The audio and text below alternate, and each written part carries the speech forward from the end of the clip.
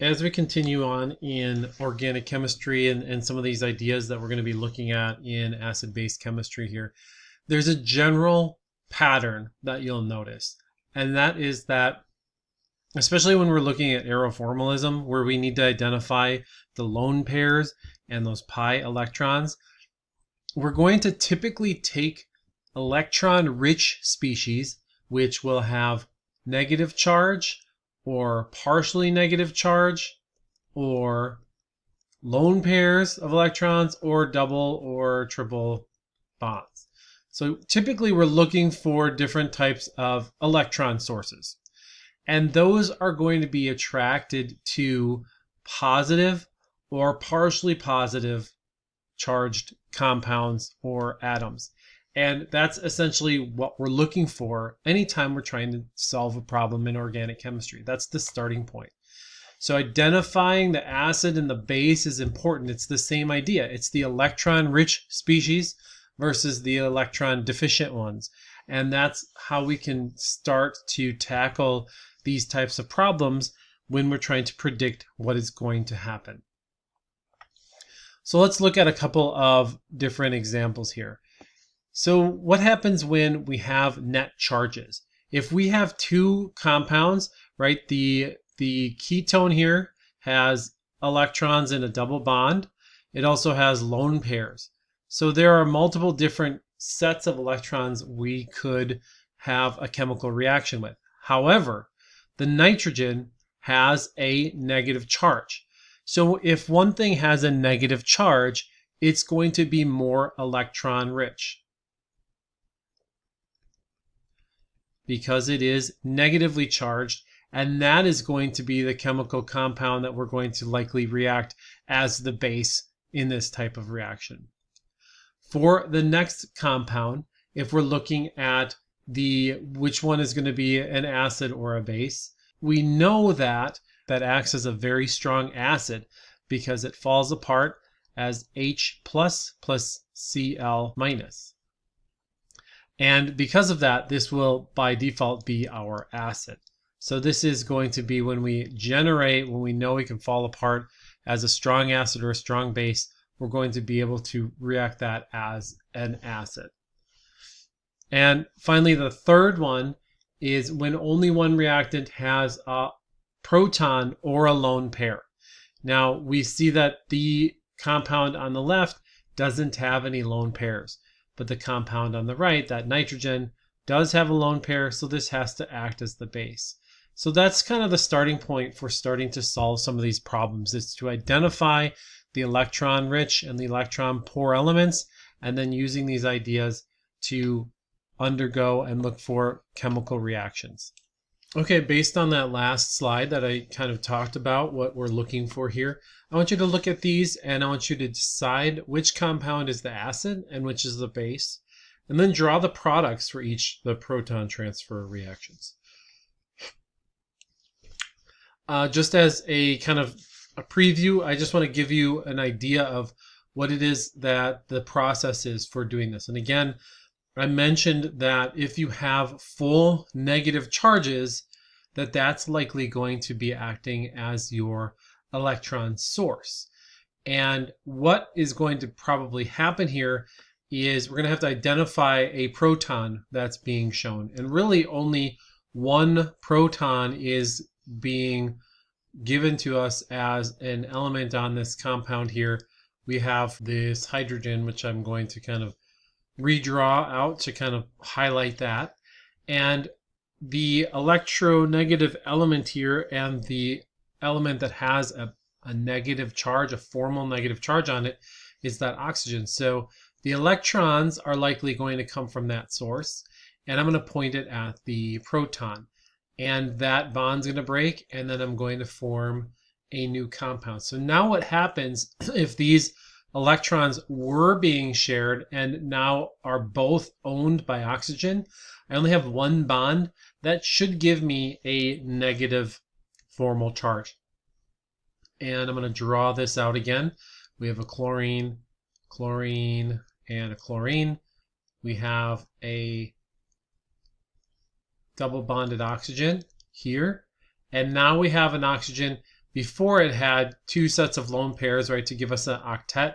We have 1, 2, 3, 4, but these pair of electrons are now owned by oxygen, and I'm going to have a negative charge. And just to check that, if you're not sure that you trust me on that, we know that oxygen, the valence electrons for oxygen are going to be 6, and the bonded electrons in this element here, we have by itself, we have 1, 2, 3, 4, 5, 6, plus 1 in the bond between the carbon and the oxygen that is shown. So now we have 7. So that means the formal charge, we have a -1 formal charge on that oxygen. So that's where we get that negative charge. We also have this OCH group. Use those electrons to bond to a hydrogen. So this is now our conjugate acid. And our conjugate base is the first element we drew, or the first compound we drew. So this is the solution for A. I'd like you to work through B in the same manner and provide that answer in our Blackboard space. For this problem, I'd like you to draw the products for the acid-base reaction using hydrochloric acid. So HCl, as we've seen before, is going to fall apart. And let me do the first one with you so that you can see kind of an example of how this might work with HCl.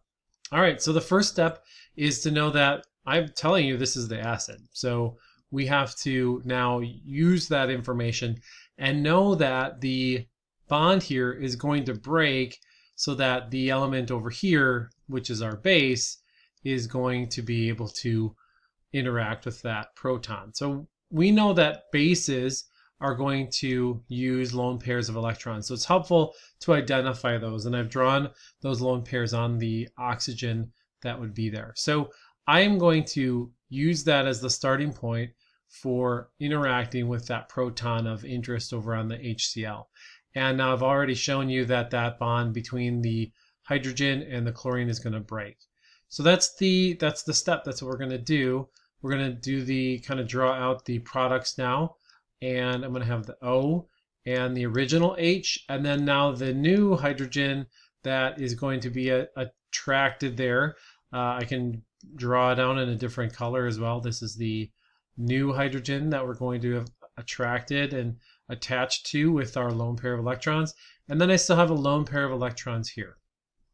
We also are going to have the chlorine, and originally chlorine should have these 3 sets of lone pairs, and now we know it's going to have 4 sets of lone pairs. And also we can look at formal charge. So formal charge for oxygen is, we know that we have 6 valence electrons, and bonded electrons here we have 1, 2, 3, 4, 5. That means that we should have a +1 charge because we've lost an electron in that bonding. And now the chlorine, we have the chlorine formal charge, valence electrons, we would have 7, and bonded electrons, we have 8. We have those 4 lone pairs all around it. That means that we have the formal charge for that would be a -1. So we have a minus there. So you can see the positive and the negative, when we combine those, it's neutral, which is the starting point for our reaction as well. These are together neutral, and then these combined are neutral compounds.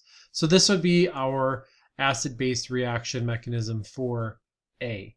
So I'd like you to do B, C, and D, and then post that in our Blackboard space. Here I'd like you to again look at the chemical reactions and decide which of these are going to be the acid and the base based on what we had spoken about previously. And just for the record, just so you know what this compound would look like, boron trifluoride is going to be trigonoplanar. Boron's not going to have any lone pairs. It's just going to have these 3 fluorine atoms attached to it. So what I'd like you to do is look at what you think that chemical reaction might be, and One of the things that we're going to look at, we're doing acid-base reactions, but we have these new ideas here of the electrophile versus the nucleophile. And if you look at the word, the phile part means to like or to love. And this means that we are electron loving versus nucleus, which is a proton positively loving. So electrophile is going to want electrons, and a nucleophile is going to want positive charge. So if we're looking at this chemical reaction, we know that oxygen has 2 lone pairs of electrons, and we're likely going to be attracted to that space right there, that positive. So this is going to be the nucleophile, and this is going to be the electrophile. So typically we're drawing out these compounds. This is just the shorthand for electrophile versus nucleophile. And we're going to be able to identify those in that compound. Here in B, we have lone pair on oxygen. I showed you that there are no lone pairs on the boron. So we're actually going to have something that's interesting. Fluorine, if we look at this, here's fluorine and boron. Fluorine's a lot more electronegative than boron, substantially. So there's going to be a big, partially positive charge in the center of that element. So likely what's going to happen, these lone pair are going to be attracted to that positive charge, and we're going to have that type of chemical reaction happening where we're going to attach those electrons. So this positive charge, that's going to tell us that those want electrons.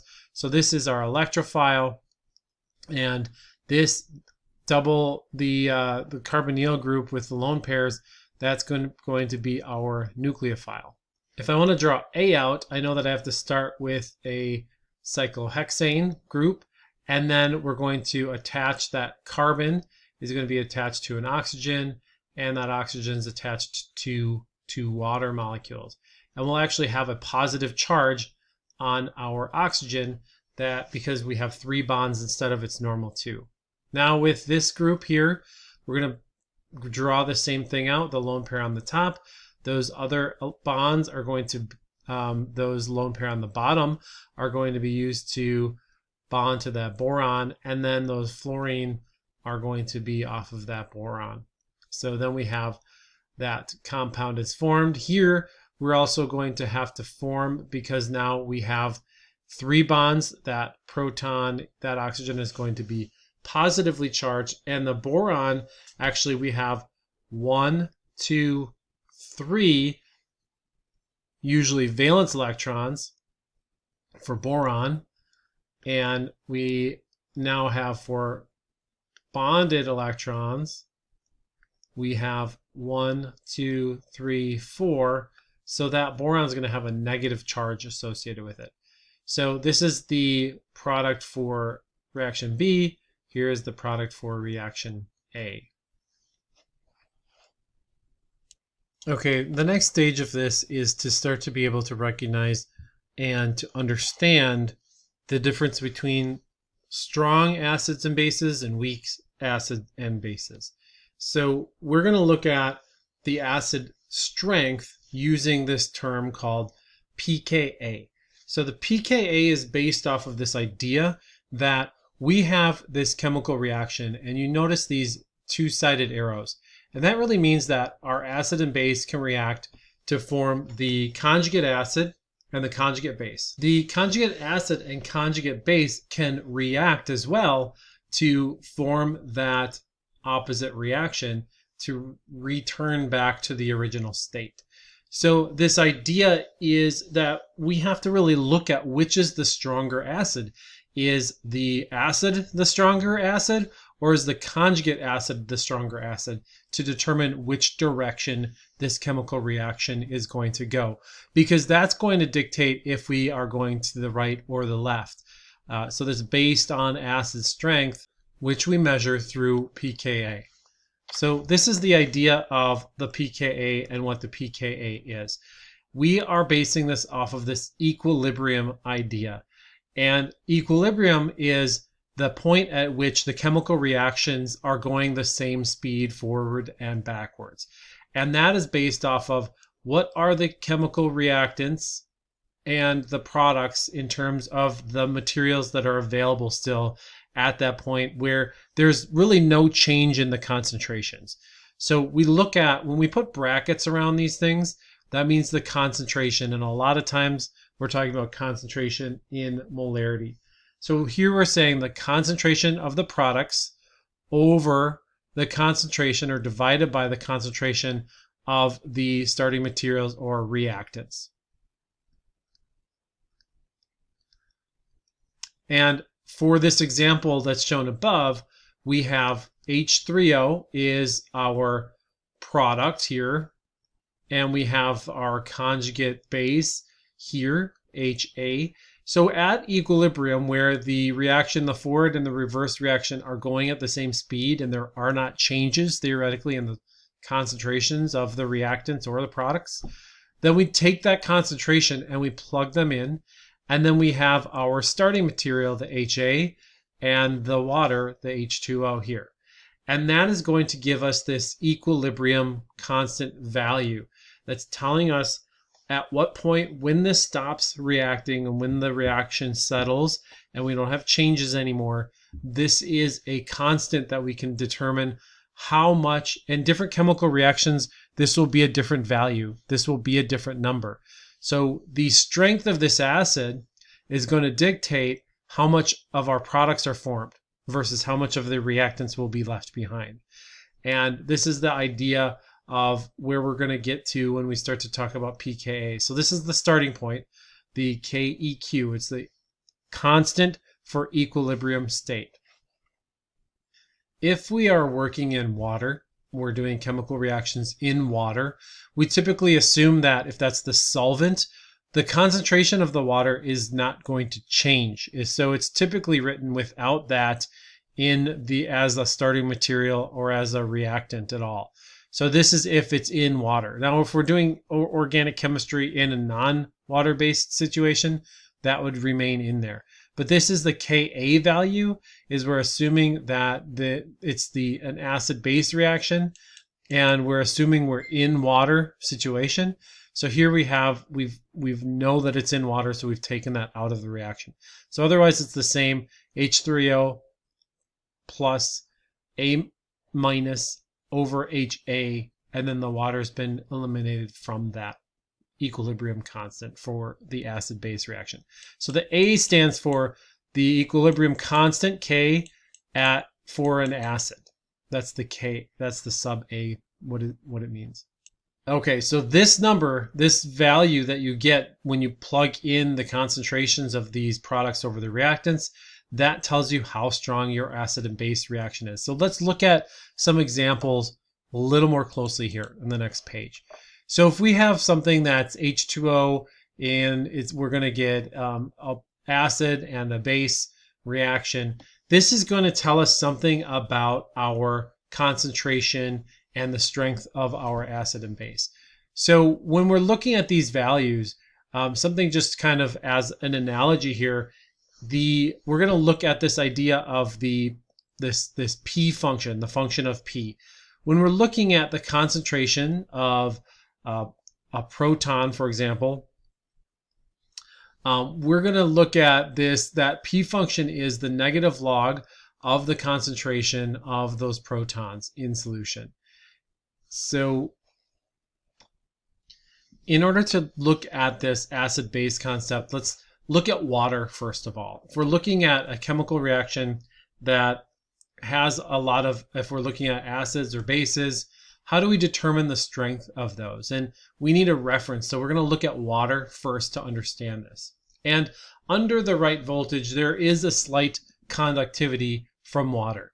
And usually we think of water as a molecule that doesn't have a charge associated with it. So there shouldn't really be too much conductivity, but it is really, really tiny. There is some amount of conductivity there.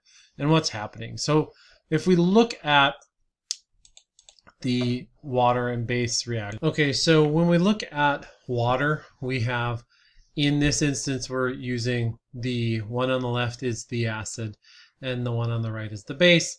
And then we have the conjugate acid and the conjugate base that are going to form on the right side.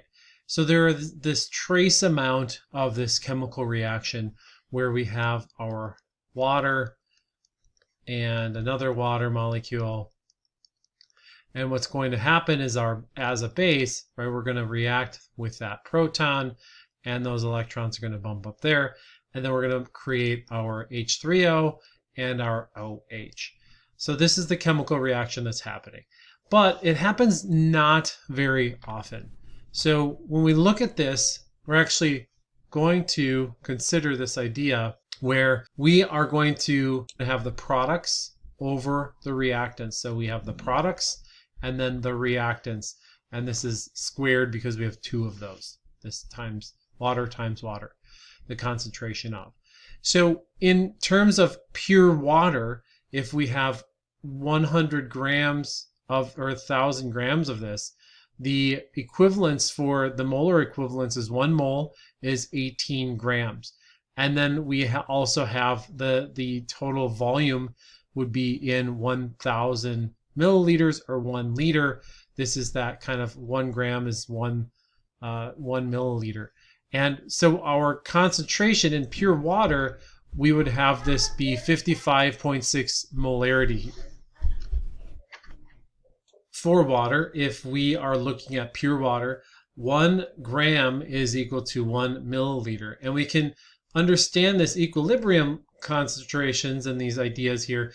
In order to find out these values, we need to find out the concentration of water. And here we can do this by looking at 1,000 grams is equal to 1 liter from this kind of density idea. And if we're looking at 1 mole of water, it has a molar equivalence of 18 grams. And if we solve for this, we get 55.6 molarity. That's the concentration of water. So we have for constant, for even, for dilute solutions, that is the concentration. So let's look at what happens now. Now that we have a concentration we can look at, we can come back to this reaction. And we know that water is constant. And the equilibrium law is essentially that bottom value, because it's constant, that value under it that we had H2O squared, that drops out because that doesn't change. So we're going to just use this Kw, which is the equilibrium constant of water. And so this Kw is called the ion product, or the equilibrium product of water. And we are going to look at this in terms of what these things mean. Now, if we look at this, we usually omit that second and just kind of keep it at H plus OH minus that creation there. So this just kind of, even though that's really what the ion is going to be in, we, for simplicity's sake, typically remove that second water in the reaction. And when we take pure water and measure the concentration of these two ions in solution, we'll actually get what is 1 times 10 to the negative 14. That's the number that we get out, molarity here. That's going to be a concentration of this at equilibrium. So this number is really, really, really, really tiny. Okay, so you'll notice again, this is our reaction. We have water falling apart into H plus and OH minus. Again, that's kind of why sometimes I like to write this out as HOH, because it's falling apart into these two compounds. And at 25 degrees Celsius, we know that for every hydrogen ion, there's a hydroxide ion. And the concentration of those is half of this value. So this times another one of itself is going to equal this concentration. And that's what's shown down here below as well. When we look at water ionization, it happens at all times in all solutions. And when other ions are present, it's usually not equal. These are usually not equal to each other, because some things may produce more proton and some might produce more hydroxide ion. But Kw, no matter what, is going to be equal to 1 times 10 to the negative 14. So this is going to be our basis and our starting point for understanding the strengths of different acids and bases. So looking in aqueous solutions, these different hydroxide or H3O, which is the same thing, or if this is hydrogen ion or H3O, which is the same thing, or hydroxide, that's going to be equal to our Kw value. But they might not equal each other. And we have to look at the idea if something is neutral, then these two concentrations are equal. If something is acidic, those protons or those H plus ions are going to be in more higher concentration than it's going to be for our hydroxide. And in the basic situation, our OH is going to be greater. So this is how we're going to determine if something is neutral, acidic, or basic. Okay, so just as a kind of a test of this, in a sample of blood at 25 degrees Celsius, we have this concentration of hydrogen ions, 4.6 times 10 to the negative 8th moles in our compound. Find the OH and determine if the solution is acidic, basic, or neutral. So we have to go back to our Kw values, where the concentration of the hydrogen ions times the hydroxide ions is going to equal 1 times 10 to the negative 14th. So we can actually solve for our OH value here, and we do that, and we can get this Kw, we know is always equal to 1 times 10 to the negative 14th. The 4.6 times 10 to the negative 8th is shown above in the reaction, and then we can solve this with a calculator. We should get 2.2 times 10 to the negative 7th. So that's the concentration in molarity for our hydroxide ions. And if 2.2 times 10 to the negative 7th is bigger than 4.6 times 10 to the negative 8th, then that means that we're going to have a basic solution. Remember, these are exponents. These negative 7 versus negative 8, this is actually a larger number because it's less negative in the exponent. So this would be a basic solution, and that's kind of the idea of what we're working with in terms of identifying the neutral acid versus base. It's all about the concentration of these two compounds within our solutions. So going back to the Arrhenius concept of acids and bases, we're really looking at those concentrations of the hydrogen ion and the hydroxide ions in solution. And instead of having these exponents, which can be kind of annoying to work with mathematically and just conceptually, there was the idea that we would kind of make these easier and better in terms of being able to write them out and understand them by other people that weren't working in chemistry and didn't really care that it was to the 1 times 10 to the negative 15th power or whatever. So there was the development of this notation, which is really a kind of a function, a mathematical function, this p notation. So when we write that lowercase p in front of a number, it's going to take the negative log of that number, and it results in a number that is more simple. So if we look at this, the concentration of hydrogen ion, for example, if we take the negative log of that, or the p value, that gives us what we now know as the pH. We can also do the pOH as that concentration of the hydroxide ion to the negative log. So if we look at this, an example of this, if we have 1 times 10 to the negative 7th, if I take that negative log of that number, I'm really just taking that number out of the exponent, and I'm taking the negative value of it. So that's going to be equal to 7. So we're really simplifying this in an easier way to understand that concentration. We can also do the pKw. So remember that Kw value is equal to 1 times 10 to the negative 14. And if we take the negative log of 1 times 10 to the negative 14, then we just take that number out of the exponent and make it a positive, and then that's going to be equal to 14. So that's basically how we do that in terms of typing that, in terms of making those simplified numbers. So these pH values, usually we're going to use, in order to measure that, we're going to use a pH meter. And these are more accurate. You usually would calibrate them with known solutions with known amounts of different types of pHs before you would use that. And these electrodes are sensitive to hydrogen ions and typically accurate to 0.01 pH units. You can also use indicators, and these are usually types of dyes that will change color depending on the concentration. pH papers, for example, are another one, and they'll give less precise indicator change at a pH of plus or minus 1 pH unit. You can also use litmus papers, and those are typically going to just kind of give you general ideas of acid versus base versus an exact or more precise pH.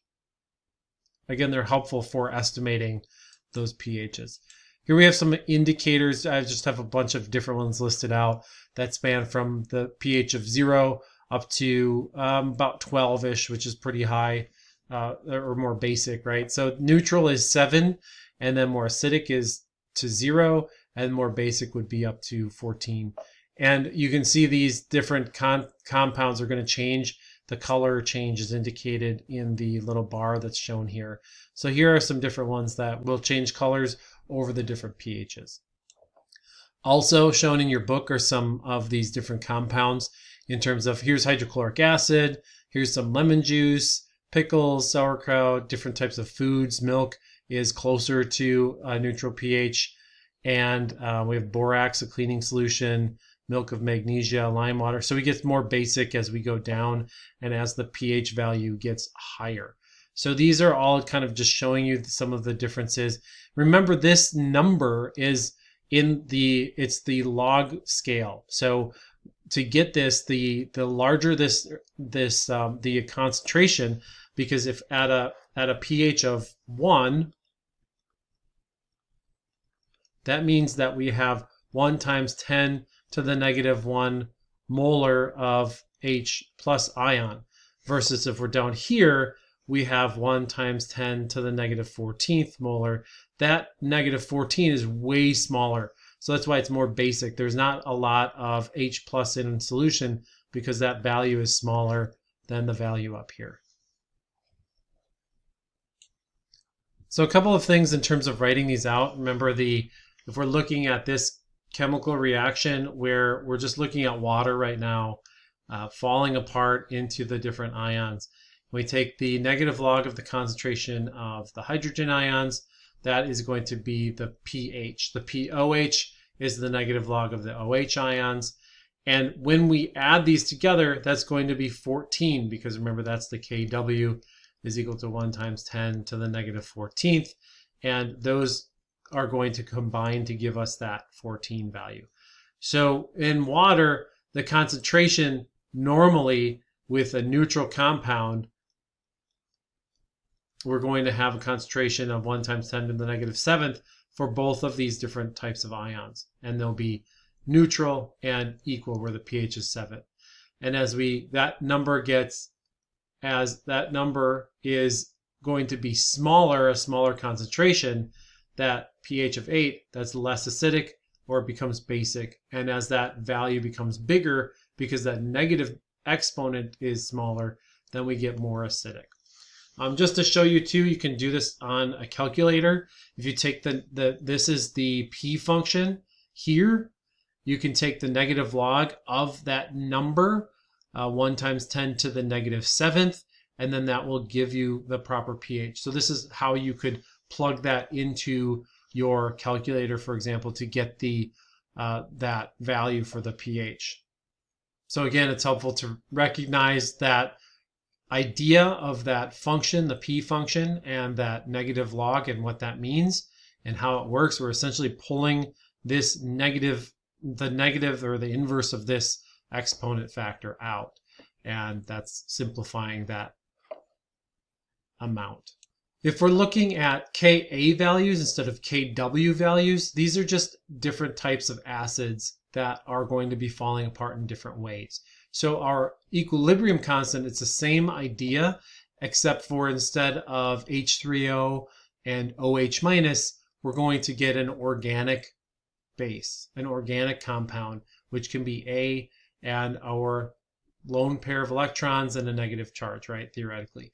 So here's our different types of compounds when we're talking about organic compounds that don't have to be water-based. So here's an example also of some more of these Ka values and what they mean. Remember, this is a larger value on the left than shown on the right because we have a -5 versus a -50. When that's in the exponent, this is a much smaller number. And when we do that function, we have the pKa values. So we take that 5 and we take that 50 out. Then we're going to show you what is going to happen at that point. These values are still kind of the same, but we've simplified. We've taken it out of the exponent and simplified it. So when we get Ka values, the smaller the number that we'll see is meaning that we have the stronger acid. And the larger the number is going to be a weaker acid. So these ideas are going to be important as we can look forward into the next few slides here. So here's an example of which compound in each pair are going to be the stronger acid or the weaker acid. So I'm going to look at this. We have a pKa of 50 versus 16. And remember, if we're looking at the pKa value, that's pulling out of the exponent. So we're going to say that this compound, that compound with the lower pKa value, is going to be the stronger acid. Now, in B, we're looking at Ka values, not pKa values, but Ka values. And this number is really small because of that really large exponent. And this number is bigger. So this is actually going to be the stronger acid because I know that the pKa value for B in this one is going to be 10, and the pKa value for the compound on the right is going to be 41. So this is the smaller pKa value, and that's going to be the stronger acid. Okay, I'd like you to calculate these pKa's or Ka's, depending on if it's A or B, and then post these answers in the Blackboard space. Feel free to use a calculator if you want to do that and get a better feel for these numbers and what they mean. That's all we'll cover right now about pKa values, Ka values, pH, pOH values, and we'll use some of these ideas now to get into some of the organic chemistry ideas that will be next.